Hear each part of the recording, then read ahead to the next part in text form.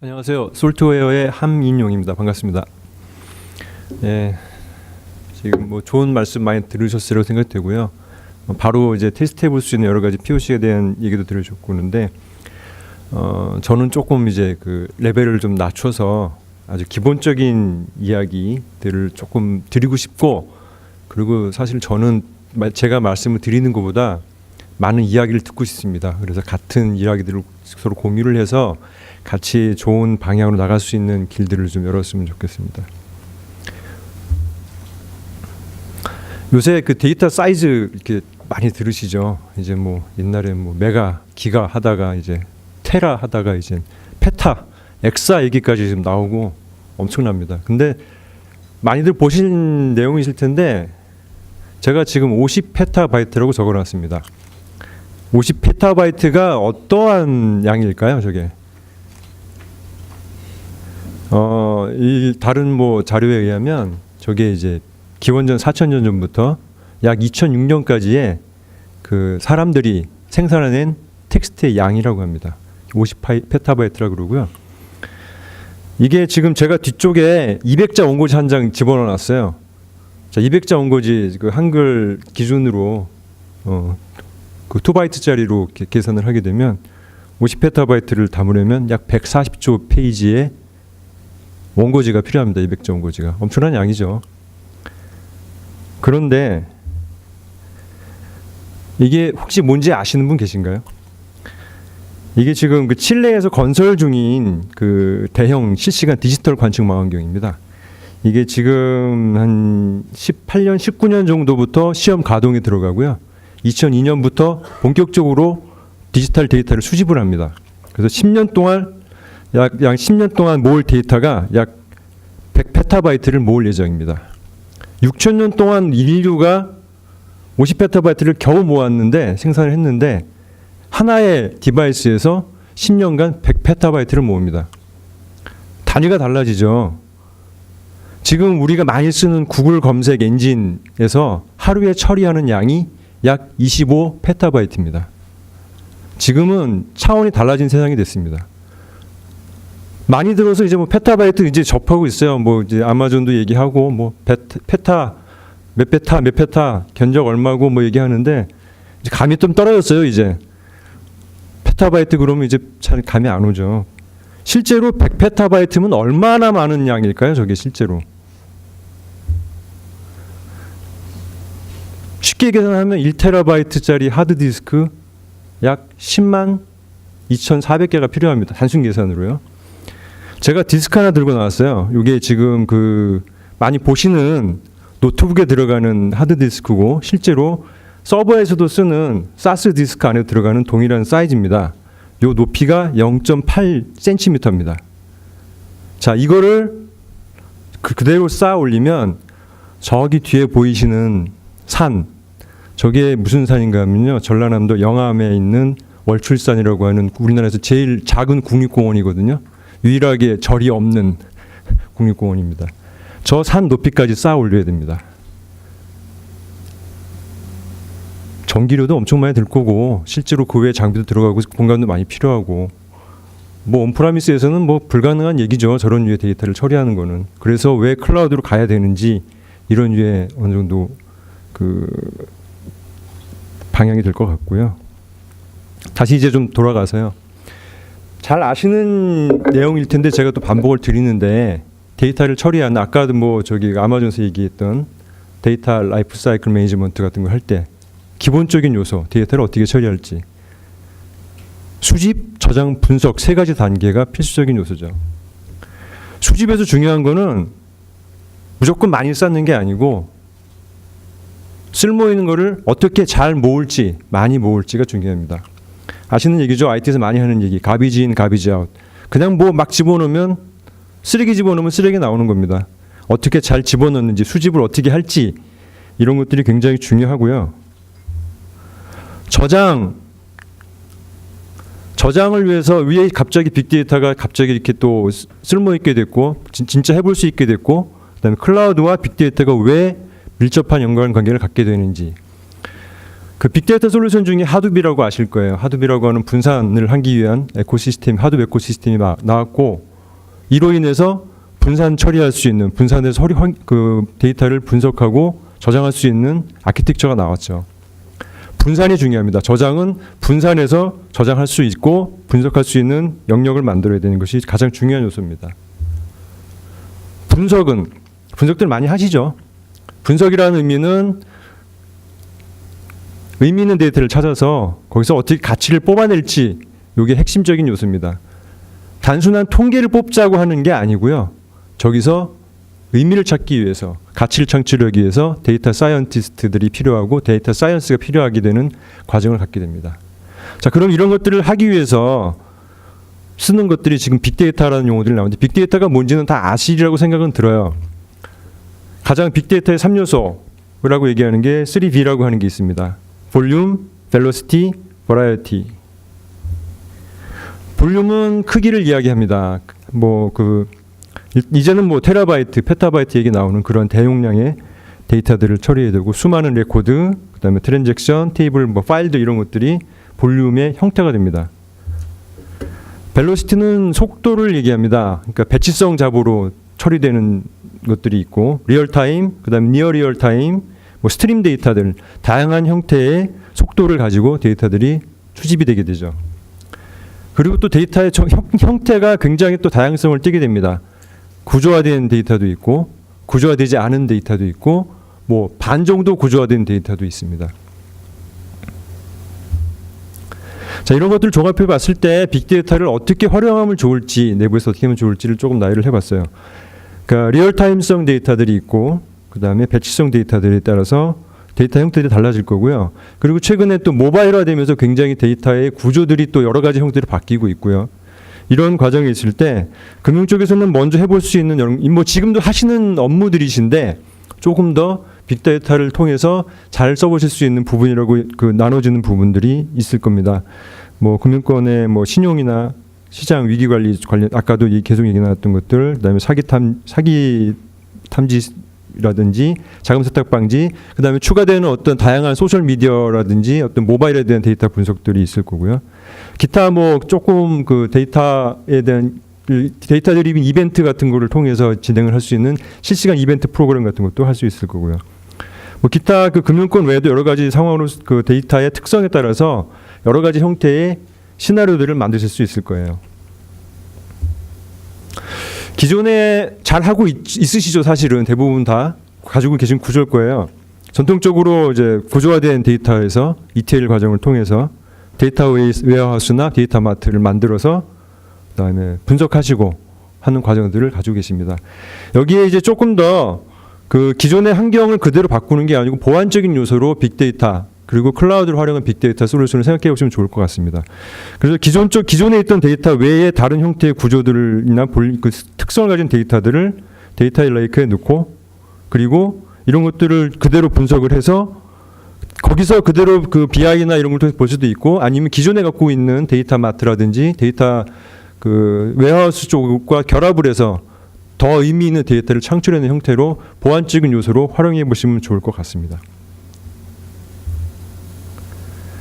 이런 것들을 아마존을 통해서 보다 쉽게 쓸 수 있는 게 뭔가 하면 여러 가지 지금 설명 들으셨을 텐데요. 아마존이 가장 좋은 게 물론 이제 EC2라고 하는 IaaS 기반 위에 설치형으로도 가능하시지만 서버리스 솔루션들이 있고요. 특히 빅데이터를 위한 서버리스 솔루션들이 있습니다. 지금 보시는 것들이 조금 기본적으로 활용해 보실 만한 지금 말씀드린 데이터 특성에 따라서 활용해 보실 만한 구조고요. 지금 일반적으로 이제 요거는 잠시 후에 데모를 통해 보여드릴 거예요. 기본적으로 키네시스라고 하는 데이터 수집하는 솔루션, 그다음에 계속 얘기 들으셨던 데이터 레이크 S3 버켓에 넣는 이 수집된 데이터를 S3에 저장을 하게 되고요. 그리고 아데나라고 하는 분석 솔루션으로 그대로 분석해서 볼 수 있는 아데나는 SQL문을 S3에 바로 수출할 수 있는 거고요. 이걸 통해서 그대로 퀵사이트를 통해서 BI 형태로 그래픽하게 보실 수 있습니다. 요거를 조금 이따 데모를 보여드릴 거고요. 그 외에 부가적으로 조금 말씀드리면 요 위에 조금 기존에 아마 관심 있으셨던 분도 모르셨던 솔루션이 하나 또 들어갔어요. 아마존의 글루라고 하는 ETL 솔루션이 또 들어갔습니다. 그래서 요 글루 솔루션은 그 아마존 내에 있는 모든 리소스 S3, 그다음에 RDB, 기타 몽고DB 뭐 이런 것들에 대해서 종합적으로 ETL 활동을 할 수 있는 그런 새로운 솔루션이 또 추가가 돼서 아마존에 있는 자원에 대한 ETL까지도 같이 한번 그 경험을 하실 수 있는 것들이 발표가 됐습니다. 나온 지 얼마 안 된 솔루션입니다. 그 지금 새로운 것들을 하나 또 보여드리고 말씀드리고 싶은 게 있는데 혹시 그 여기 지금 발표하는데 위에 보시면 아마존 로고가 조금 달라지는 거 보셨나요? 얼마 전에 바뀌었습니다. 지금 기존에 아마존이라고 아마존 웹 서비스라고 써 있고 있었는데 지금 AWS라고 바뀌었고 로고가 좀 바뀌었죠. 아마 이 바뀐 로고를 국내에서는 공식적으로 처음 하는 행사가 이 행사가 아닐까 싶습니다. 말이 조금 다른 데로 갔고요. 그 혹시 이 도표가 뭔지, 도표는 아니고 이 그림이 뭔지 혹시 아시는 분 계신가요? 제가 선물 하나 준비했고요. 맞추시면 선물 하나 드립니다. 요거는 아시는 분 없으실 거예요. 그 너무 복잡하게 생각하실 필요는 없고요. 참 힌트를 드리면 유명한 소설가의 사인입니다. 혹시 아시는 분 계세요? 여기서 맞추시면 대박인데. 힌트 하나 더 드릴게요. 이 사람이 누군지 아시는 분? 말씀해 주세요. 바로 선물 드릴게요. 예. 예, 맞습니다. 무라카미 하루키. 조금 이따 드리겠습니다. 잘 아시는 작가죠. 상실의 시대로 잘 알려져 있고 저도 굉장히 개인적으로 좋아하는 작가인데 제가 갑자기 왜 무라카미 하루키 얘기를 꺼내냐면 무라카미 하루키가 소설을 쓰는 패턴이 있어요. 그 보통 이제 장편 소설과 많은 에세이와 단편 소설을 유명을 한데 무라카미 하루키의 가장 유명했던 뭐 상실의 시대라든지 뭐 기타 소설들을 보면 큰 소설을 바로 쓰기 시작하는 게 아니고요. 먼저 작은 에세이를 씁니다. 자기의 소소한 에세이를 쓰고 그리고 그런 아이디어를 기반으로 해서 단편 소설을 씁니다. 많은 단편 소설을 쓰고 몇 년이 지난 후에 혹은 10년 지난 경우도 있고요. 그 소설들을 엮습니다. 그리고 다시 아이디어를 집어넣어서 큰 장편 소설을 씁니다. 저는 생각하는 게 지금 빅데이터 큰 그림이고 다 대부분 아는 내용이지만 제일 고민하시는 게 우리가 이거를 어떻게 쓸까에 대한 고민들을 많이 하세요. 너무 막막한데 너무 큰 그림을 한 번에 빅뱅으로 그리시려고 애쓰기보다는 이런 작은 단편 소설들을 쓰면서 하나씩 작은 업무에 녹이시면서 빅데이터나 기타 아마존의 서비스를 활용해 보시면 나중에 이런 것들이 크게 모여서 그리고 그것들을 조합을 해서 큰 장편 소설을 그리고 그런 그 베스트셀러를 만들 수 있지 않을까 생각이 들어서 이런 이유로 한번 제안을 드려봅니다. 제가 드린 말씀은 여기까지고요. 이제 그 저희 그 회사의 공준기 매니저님께서 지금 제가 아까 말씀드렸던 그 아마존의 그 서버리스 솔루션 중에서 바로 가장 간단한 예를 가지고 데모를 통해서 실제로 어떻게 바로 써볼 수 있는지를 보여드리도록 하겠습니다.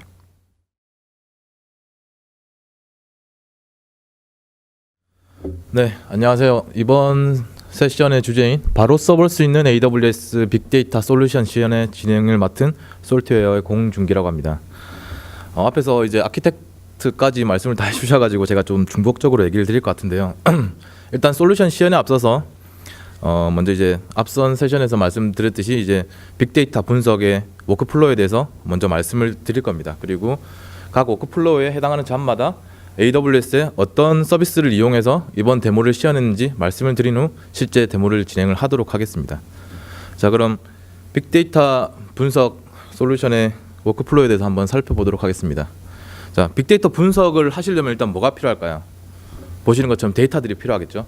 일단 여러분들이 분석하고 싶으신 데이터를 선정을 하고 아마 데이터를 수집을 하실 겁니다. 그럼 수집을 하셨다면 다음 잡은 어떤 일을 해야 될까요? 네, 저장을 하셔야겠죠. 선정을 하시고 이렇게 수집이 되셨다면 내가 분석하고자 하는 저장소에다가 데이터를 저장을 하셔야 될 겁니다. 아까 전에 많이 나왔었죠. 데이터 레이크를 활용한 S3. 이번 데모에서도 저장소로는 S3를 활용을 할 거고요. 그리고 저장을 하셨다면 이제 그 다음 잡은 분석을 하셔야겠죠. 저장된 데이터를 가지고 여러분들이 표준 SQL문을 통해서 데이터를 추출을 하든지 아니면은 BI 솔루션을 통해서 시각화해서 분석 작업을 진행을 하실 겁니다. 크게 빅데이터 분석의 워크플로우를 보면은 데이터의 수집, 저장, 분석 되게 간단합니다. 하지만 만약에 이런 빅데이터를 만약에 온프레미스에서 프로젝트형으로 많이 진행을 한다면 어떨까요? 일단 이런 워크플로우가 들어가기 전에 사전 작업이 많이 들어가겠죠. 필요에 의해서는 아마 서버를 구매를 하셔야 될 거고요. 거기에 맞는 잡에 해당하는 또 솔루션을 구매하고 설치를 해야 될 거고. 그럼 이제 또 엔지니어들이 들어와서 또 작업을 진행을 하셔야 되잖아요. 그러니까 초기에 많은 금액과 많은 시간들이 소요가 되실 겁니다. 하지만 클라우드 상에서는 아니죠. 특히 AWS 클라우드에서는 AWS에서 제공하는 서비스들만을 이용을 하시더라도 그런 앞단의 준비 작업들이 필요가 없으신 겁니다. 그러니까 여러분들은 좀 더 데이터를 가지고 어떤 더 가치 있는 데이터로 창출해낼 것인지에 대해서 더 고민만 하시면 되는 거죠. 네, 그럼 이제 이번 데모에서 현대 아키텍트에 대해서 간단하게 말씀을 드리겠습니다. 먼저 데이터 생성 부분입니다. 실제 여러분들이 그 빅데이터 분석을 하시면은 데이터 생성 부분이 필요는 없으시겠죠. 일단 데모를 위해서 임의의 데이터를 AWS의 컴퓨팅 서비스 EC2를 통해서 데이터를 생성을 해보도록 하겠습니다. 그리고 수집 단계로 데이터 딜리버리 스트림 역할을 하는 키네시스 파이어스를 이용을 할 거고요. 그리고 저장소로는 데이터 레이크인 S3 저장소에다가 데이터들을 적재를 시킬 겁니다. 이제 데이터를 적재를 했으니까 분석을 하셔야겠죠. 방금 말씀해 주신 대로 AWS의 서브리스 서비스이며 관리형 서비스인 아데나 서비스를 이용해서 표준 SQL문을 질의를 하고 결과값을 받는 그런 시연을 진행을 할 겁니다. 그리고 마지막으로 이제 좀 더 비주얼하게 볼 수 있는 BI 솔루션인 AWS의 퀵사이트를 통해서 좀 더 다각화된 시각적인 분석을 마지막으로 진행을 해보도록 하겠습니다. 그럼 실제 AWS 콘솔 상으로 들어가서 이런 것들을 진행을 한번 해보도록 하겠습니다.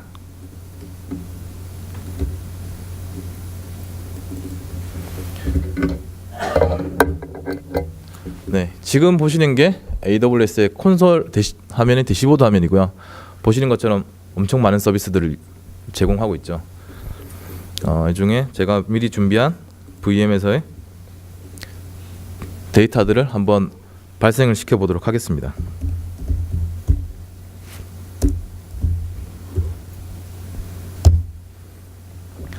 네, 제가 준비한 데이터로 임의로 이제 데이터를 발생을 시키고 있고요. 제가 준비한 데이터는 오늘 파이낸셜 세미나에 맞게끔 해외에서 은행에서 쓰고 있는 그런 데이터에 대한 부분들을 이용을 해서 지금 데이터를 생성을 하고 있습니다. 앞서 아키텍트에서 말씀드렸듯이 이런 부분들이 이제 실제 EC2를 통해서 여러분들은 데이터를 생성을 하시는 게 아니라 여러분들이 가지고 계신 각종 서버들에서 대용량의 데이터를 그러다가 S3에다가 적재를 시키시겠죠. 그럼 실제 지금 이렇게 발생하고 있는 데이터가 AWS 수집 서비스인 키네시스 파이어호스를 통해서 저장소인 S3로 제대로 적재가 되는지 한번 확인을 해보도록 하겠습니다.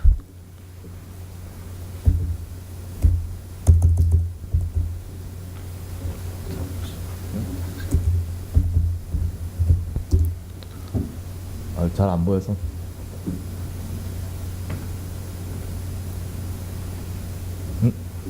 죄송합니다.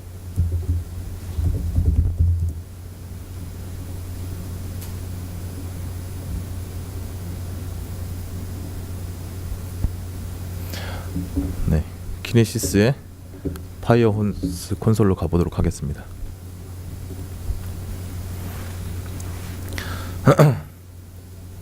네, 수집 역할을 하는 키네시스 파이어스의 콘솔 화면이고요. 여기에 제가 미리 준비한 런치런 데스티네이션이라는 딜리버리 스트림을 통해서 방금 발생한 데이터가 제대로 S3에 적재가 되는지 확인을 해보도록 하겠습니다. 모니터링 쪽을 볼 거고요. 아직은 모니터링 쪽에 데이터 매트릭이 올라오진 않았네요.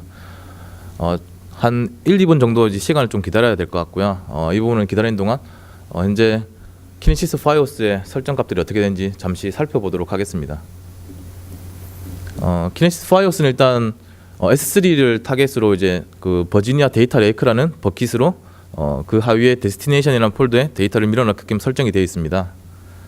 그리고 해당 데이터를 밀어넣는 주기는 이제 버퍼 사이즈는 보시는 것처럼 1메가 또는 인터벌이 60초가 지나면은 자동으로 얘가 가지고 있던 버퍼들을 S3에 실제 데이터를 적재를 시키게끔 그렇게 설정이 되어 있습니다. 이쯤 되면 모니터링 쪽에 데이터가 올라올 건데요. 실제 발생시키고 아마 이제 그 데이터는 적재가 됐을 건데 실제 모니터링 쪽의 매트릭이 아직까지는 좀 올라오고 있지 않나 봅니다. 실제 바로 S3로 가서 데이터가 적재가 됐는지 확인을 해보도록 하겠습니다.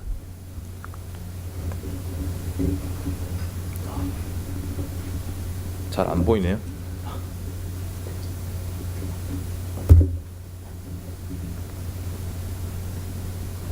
네, 감사합니다.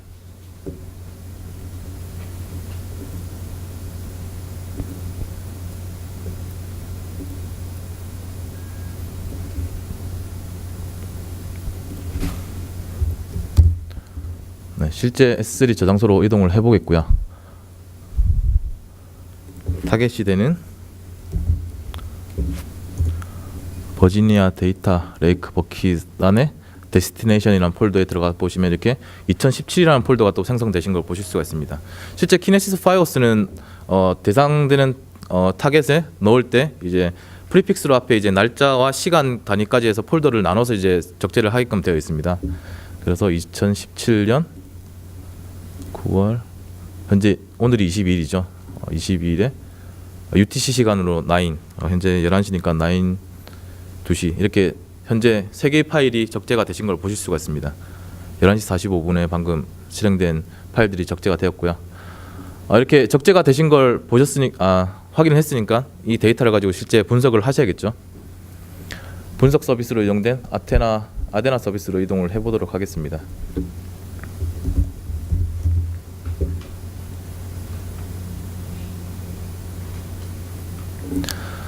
지금 보는 게 이제 아데나 서비스의 콘솔이고요. 아데나 서비스는 되게 심플하게 구성이 되어 있습니다. 그리고 사용도 쉽습니다. 초기에 이제 그 로케이션이 되는 S3를 지정을 하시고 그 데이터에 맞는 테이블 스키마를 지정만 하시면은 왼쪽에 보시는 것처럼 데이터 네임이랑 테이블이 생성이 되고요. 이 정보를 가지고 실제 아데나가 오른쪽에 콘솔에다가 여러분이 SQL문을 작성을 하시면 그걸 가지고 S3에서 데이터를 읽어와서 그 결과값을 보여주게끔 그렇게 되어 있습니다. 아데나를 보시는 건 좀 심플하게 구성이 되어 있지만 그 기능은 되게 강력합니다. 실제 일단 서버리스이다 보니까 여러분들이 관리할 서버를 관리하실 필요가 없으시고요. 그리고 이렇게 쿼리를 작성해서 날리시면 실제 아데나 내부에서 병렬로 이런 S3에 붙어서 데이터를 처리를 하기 때문에 웬만큼 많은 데이터들도 수초내는 다 결과값들을 다 받아보실 수가 있습니다. 그럼 제가 준비해 놓은 쿼리를 미리 한번 불러와서 실제 질의를 던져보도록 하겠습니다. 네, 현재 이 빅데이터라는 테이블에 먼저 어느 정도의 레코드가 쌓였는지 확인을 해볼 거고요. 약 40만 건 정도의 레코드가 쌓여 있습니다.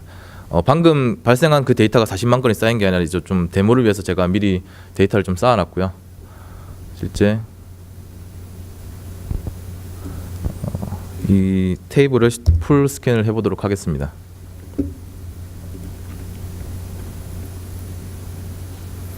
이렇게 테이블에 대한 정보들을 다 결과값을 바로바로 받아보실 수가 있으시고요. 그리고 스캔된 데이터 양과 이렇게 실행된 시간까지 같이 표현이 되게 되어 있습니다. 하나만 더 날려볼까요? 이게 이제 넷 로스라는 컬럼에 350만이라는 수치를 가지고 있는 레코드만 추출해 보도록 하겠습니다. 네, 두 개의 컬럼 값이 나왔네요. 실제 여러분들이 이렇게 쿼리를 날렸을 때 결과값을 이렇게 UI상으로 보실 수가 있는데요. 실제 이 조회한 결과값을 오른쪽에 보시는 이 링크를 통해서 CSV 형태로 바로 다운로드를 받으실 수가 있으신 거죠. 그리고 지금 제가 질의했던 이 세 가지의 질의 내용들도 여기 히스토리 페이지에서 실제 과거에 질의했던 것들을 다 이력을 조회를 하실 수가 있습니다. 그리고 그때 당시에 결과값들도 다운로드 받아서 혹시 분석하시는데 필요하시면은 이제 사용을 하시면 되는 거죠.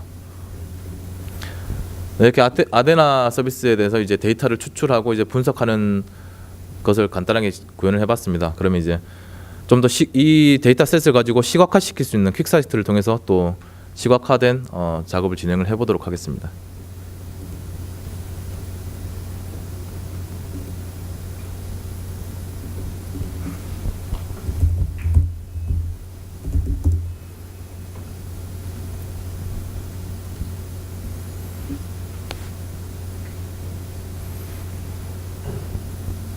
네, 퀵사이트에 보시는 이제 콘솔 화면이고요.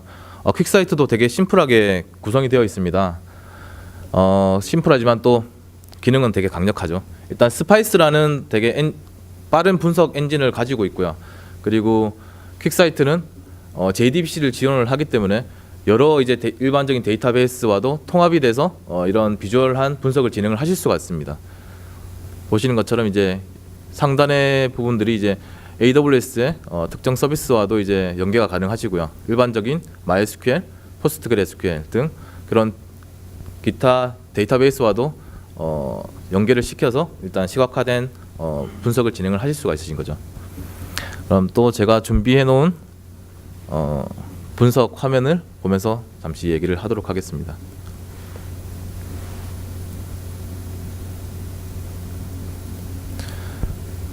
네. 보시는 것처럼 이제 이 빅데이터 테이블을 가지고 실제 쌓이는 레코드를 가지고 이제 이런 컬럼을 지정만 해주시는 것만으로도 이렇게 시각화 작업을 바로바로 진행하실 수가 있습니다. 그리고 왼쪽에 아래 보시는 비주얼 타입을 통해서 실제 보고자 하는 타입들을 선택만 하셔도 거기에 맞게끔 이렇게 바로바로 변환해서 분석을 해서 결과값을 주는 거죠.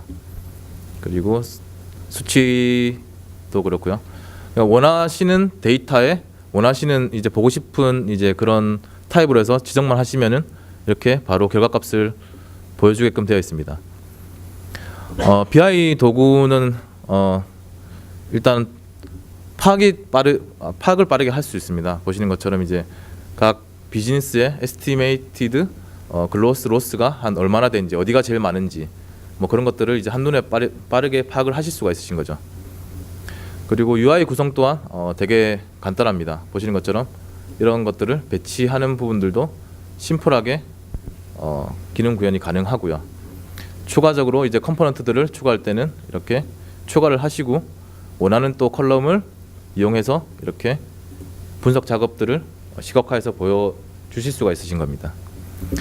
그리고 지금 이렇게 제가 분석한 이 화면을 다른 분하고도 이제 공유를 하실 수가 있으시고요. 그러니까 대시보드화해서 뭐 보고하실 때 어떤 분한테 따로 이제 작성을 하시는 게 아니라 아예 그냥 이 UI 자체를 그분하고 이제 공유를 해서 보고를 하게 되는 거죠.